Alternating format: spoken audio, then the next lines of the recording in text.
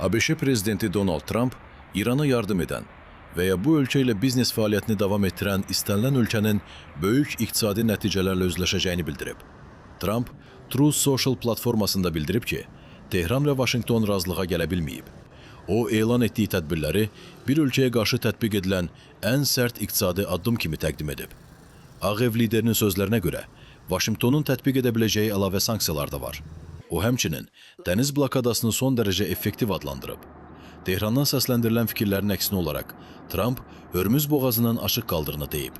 O, əlavə edib ki, alternativ enerji mənbələrinin genişlənməsi fonunda Hörmüz boğazı gələcəkdə daha az əhəmiyyətli ola bilər. Bu ya çox yaxşı nəticələnəcək və neft qiymətləri kəskin şəkildə aşağı düşəcək, ya da biz hazırda gördüyümüz işi davam etdirəcəyik. Bilirsiniz, onlar bir barel neftin qiymətinin $350 çatacağından danışırdılar.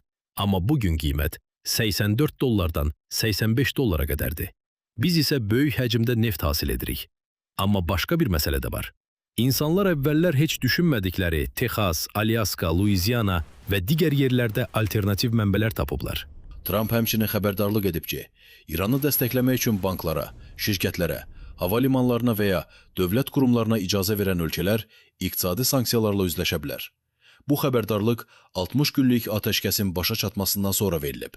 Tehran bildirib ki, Trump döyüşlərdə fasiləni uzatmayacağını açıqladıqdan sonra İran müdafiə mövqeyindən tam hücum mövqeyinə keçib. İran Mərkəzi Bankının rəhbəri də deyib ki, Vaşinqton hələ iki tərəf arasında anlaşma memorandumu çərçivəsində tələb olunan dondurulmuş İran vəsaitlərini azad etməyib. Bu arada Birləşmiş Ərəb Əmirlikləri İranla maliyyə və iqtisadi əlaqələri azaltmaq qərarını açıqlayıb. İraq isə iqtisadi maraqlarının və xüsusi vəziyyətinin nəzərə alınmasına çağırıb.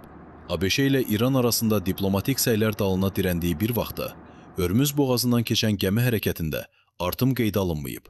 Münaqişə qlobal enerji təchizatı üçün mühüm marşrutu pozub və bu da neft və qaz qiymətlərinin artmasına səbəb olub.